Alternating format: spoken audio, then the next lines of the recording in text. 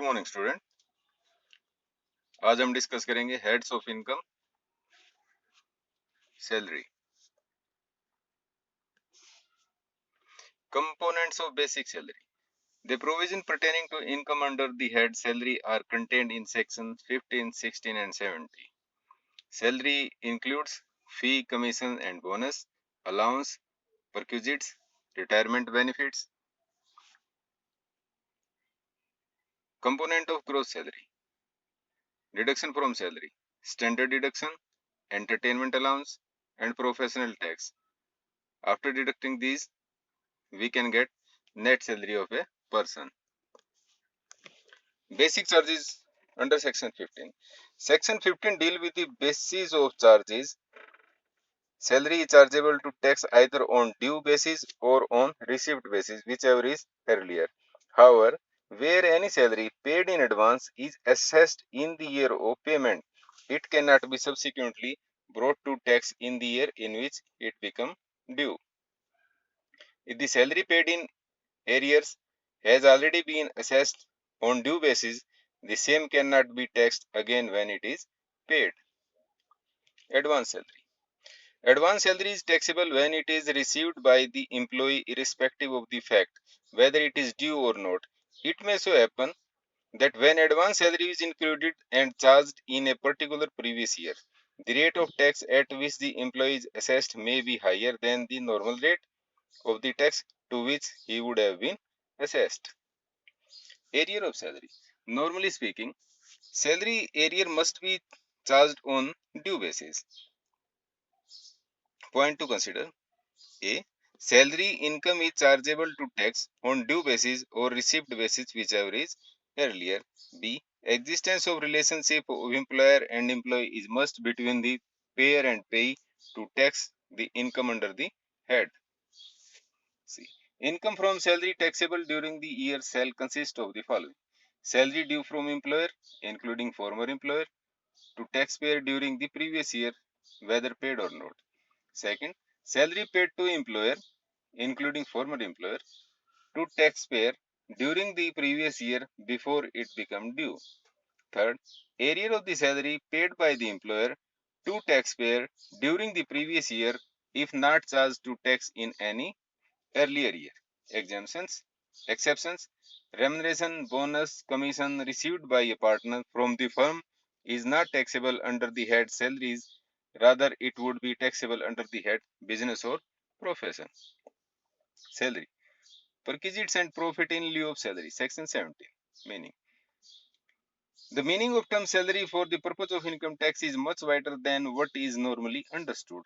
The term salary for the purpose of Income Tax Act 1961 include both monetary payment, basic salary, bonus, commission, allowance, etc., as well as non-monetary facilities, housing accommodation, medical facility, interest-free loans, etc. Salary under section 17(1) include the following. Salary, it is an inclusive definition and include monetary as well as non-monetary items. Wages, any annuity or pension, any gratuity, any fees, commission, perquisites or profit in lieu of or in addition to any salary or wages, any advance of salary, any payment received in respect of any period of leave not availed by him, that means leave salary or leave encashment. Provident fund, the portion of the annual accretion in any previous year to the balance at the credit of an employee participating in a recognized provident fund to the extent it is taxable, and transferred balance in recognized provident fund to the extent it is taxable. The contribution made by the central government or any other employer in the previous year to the account of an employee under a pension scheme referred to in section 80CC(d).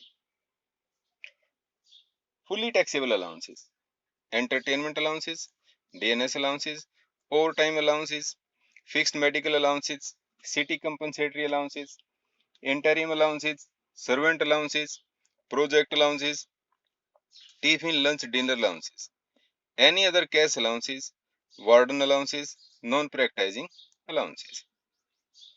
Partly taxable allowances, house rent allowance under section 10, 13A, special allowances under 10, subclause 14. Fully exempted allowances. Allowances granted to government employees outside India. Allowances granted to High Court judges. Sumptuary allowances granted to High Court or Supreme Court judges. Allowances paid by the United Nations organizations. Compensatory allowances received by a judge. Understanding the allowances. House rent allowances. House rent allowance is a special allowance specifically granted to an employee by his employer toward payment of rent for residence of the employee. HRA granted to an employee is exempt to the extent of list of the following.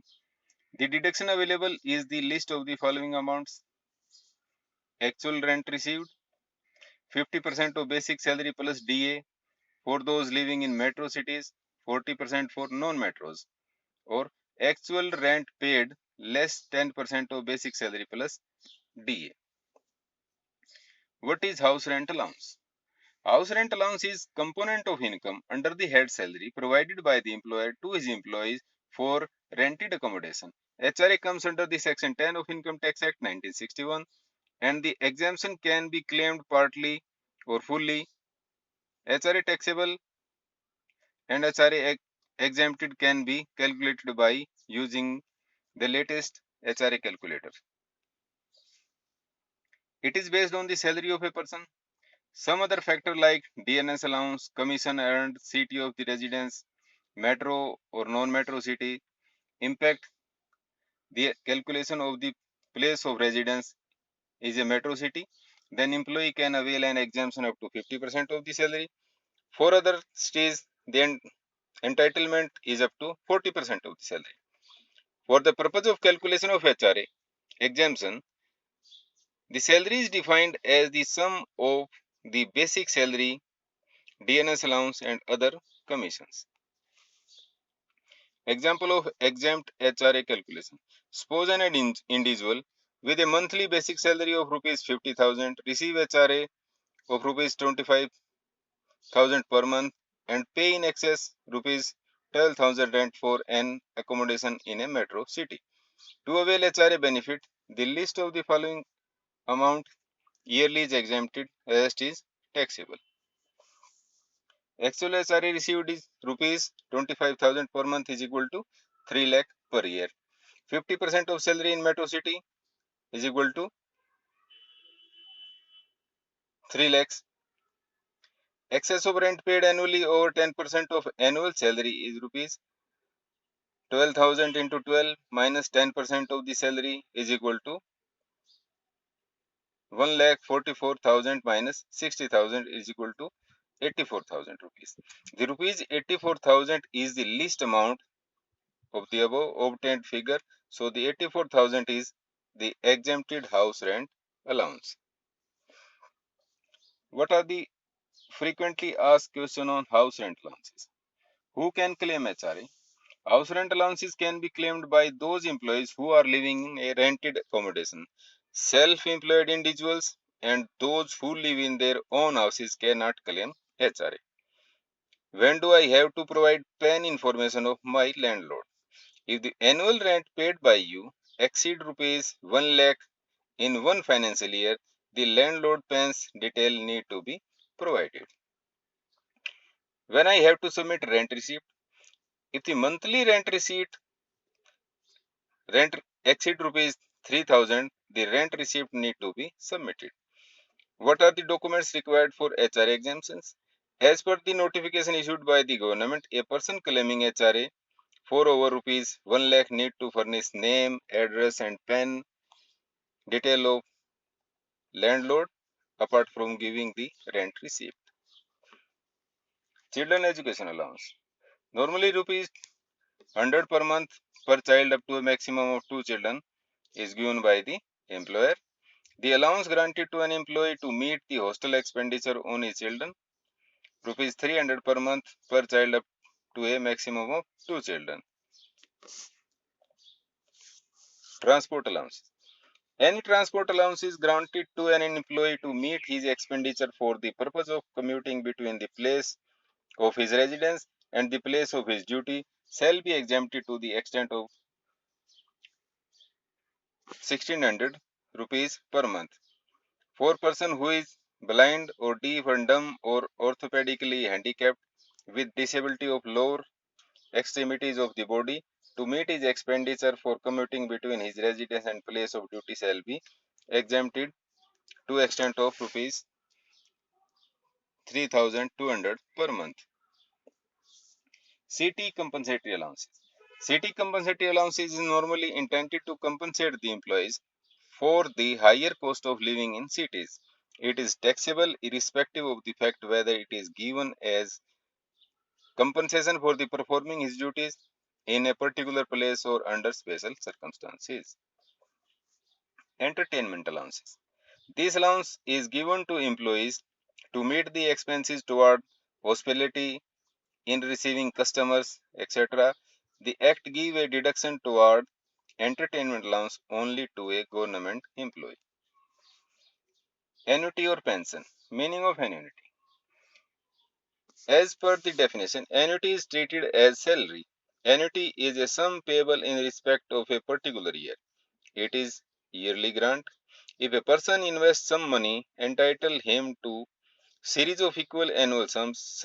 Such annual sum are annuities in the hand of investor.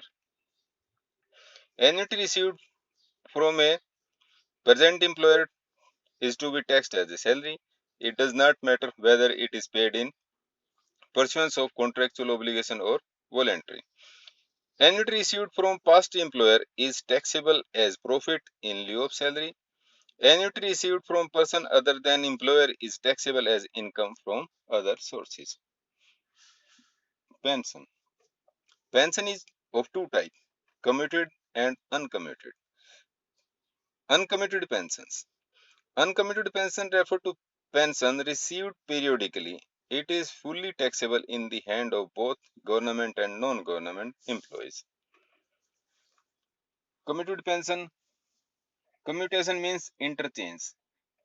Commuted pension means lump sum amount taken by commuting the whole or part of the pension. Many persons convert their future right to receive pension into lump sum amount receivable immediately. Exemption in respect of commuted pension. Employees of central government, local authority, statutory corporation, member of defense services, any commuted pension received is fully exempt from tax. Non-government employees.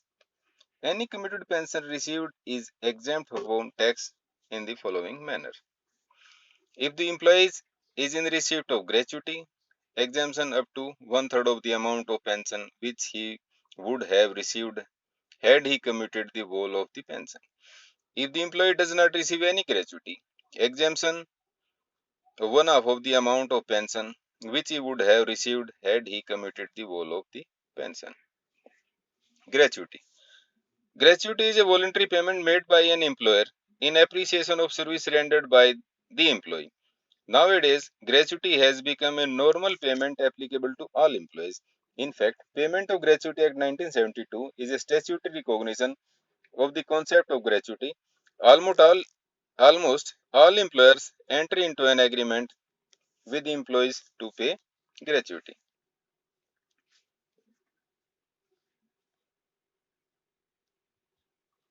Fee, commission, perk, or profit in lieu of or in addition to any salary or wage. Payment in the form of fees, commission by the employer to the employee are fully taxable. Commission may be paid as fixed percentage of turnover or net profit, etc. Section 17 subclause 2 and Section 70 subclause 3 contain the provisions relating to perk and profit in lieu of salary respectively. Leave salary or leave encashment. Generally, employees are allowed leave during the period of services. Employee may avail such leave or in case of leaves are not availed, then the leaves may either be lapsed or accumulated for future or may be allowed to be encashed every year or at the time of termination of retirement. The payment received on account of encashment of unavailed leave would be form part of salary. Provident fund. Provident fund scheme is a scheme intended to give substantial benefit to an employee at the time of his retirement. Under this scheme, a specified sum is deducted from the salary of the employee as his contribution toward the fund. The employer also generally contributes the same amount out of his pocket to the fund. The contribution of employer and employee are invested in approved securities. Interest earned thereon is also credited to the account of the employee. Thus, the credit balance in the provident fund account of an employee consists of the following: employee's contribution, interest on employee's contribution, employer contribution, interest on employer contributions. The accumulated balance is paid to the employee at the time of his retirement or resignation. In the case of death of the employee, the same is paid to his LR, means legal heirs. Types of provident fund: recognized provident fund, unrecognized provident fund, statutory provident fund, public provident funds. Contribution under pension scheme referred to in section 80CC. National Pension Scheme is a scheme approved by the Government of India for Indian citizens aged between 18 to 60 years. Subscribers to the NPS account contribute some amount in their account. In case of any employee being a subscriber of the NPS account, employer may also contribute into the employee account. Employer contribution to NPS account would form part of salary of the employees. However, while computing total income of the employee (SSC), a deduction under section 80CC is allowed to the SSC in respect of the employer as well as employee contribution under a pension scheme referred therein. Profit in lieu of salary. Compensation on account of termination of his employment. The amount of any compensation due to or received by SSC from his employer or former employer at or in connection with the termination of his employment. The amount of any compensation due to or received by SSC from his employer or former employer at or in connection with the modification of the terms and condition of payment. Usually such compensation is treated as a capital receipt. However, by virtue of this provision, the same is treated as a revenue receipt and chargeable under head salary. Payment from provident fund or other funds. Any payment due to or received by SSC from his employer or former employer from a provident or other fund other than gratuity pension compensation received by workmen under Industrial Dispute Act 1947 from provident fund or public provident fund, from recognized provident fund, from approved superannuation fund, any house rent allowance to the extent to which it does not consist of employees' contribution or interest on such contributions. Fourth, Keyman insurance policies. Any sum received by SSC under a Keyman insurance policy include the sum allocated by way of bonus on such policy. Lump sum payment or otherwise. Any amount, whether in lump sum or otherwise, due to the SSC or received by him from any person before joining employment with that person or after cessation of his employment with that person. Deduction from salary. Standard deduction has been reintroduced in 2018 budget. This deduction has replaced the conveyance allowance and medical allowances. The employee can now claim a flat rupees 40,000 deduction from the total income, thereby reducing the tax outgo. Entertainment allowance. Entertainment allowance received is fully taxable and is first to be included in the salary, and thereafter the following deduction is to be made. However, deduction in respect of entertainment allowance is available in case of government employees. The amount of deduction will be lower of 1/5 of basic salary or rupees 5,000, or entertainment allowance received, or amount actually spent by the employee toward entertainment out of the entertainment allowance received by him is not a relevant consideration at all. Professional tax on employment. Professional tax or taxes on employment levied by state under Article 276 of the Constitution is allowed as a deduction only when it is actually paid by the employee during the previous year. If professional tax is reimbursed or directly paid by the employer on behalf of the employee, the amount so paid is first included in the salary income and allowed as a deduction under Section 16. Relief under Section 89. On account of arrears of salary or advance salary, whereby reason of any portion of an assessee's salary being paid in arrears or in advance or by reasons of his having received in any one financial year salary for more than 12 months or payment of profit in lieu of salary under section 17 subclause 3, his income is assessed at a higher rate than that at which it would otherwise have been assessed. The assessing officer shall, on an application made to him in this behalf, grant such relief as prescribed. The procedure for computing the relief is given under Rule 21A. Second, on account of family pension, similar tax relief is extended to assessees who receive arrear of family pension as defined in the explanation to clause III of section 57. Family pension. Family pension means a regular monthly amount payable by the employer to a person belonging to the family of an employee in event of his death. No relief at the time of voluntary retirement or termination of services. No relief shall be granted in respect of any amount received or receivable by an assessee on his voluntary retirement or termination of his services in accordance with any scheme or schemes of voluntary retirement or a scheme of voluntary separation in case of public sector company.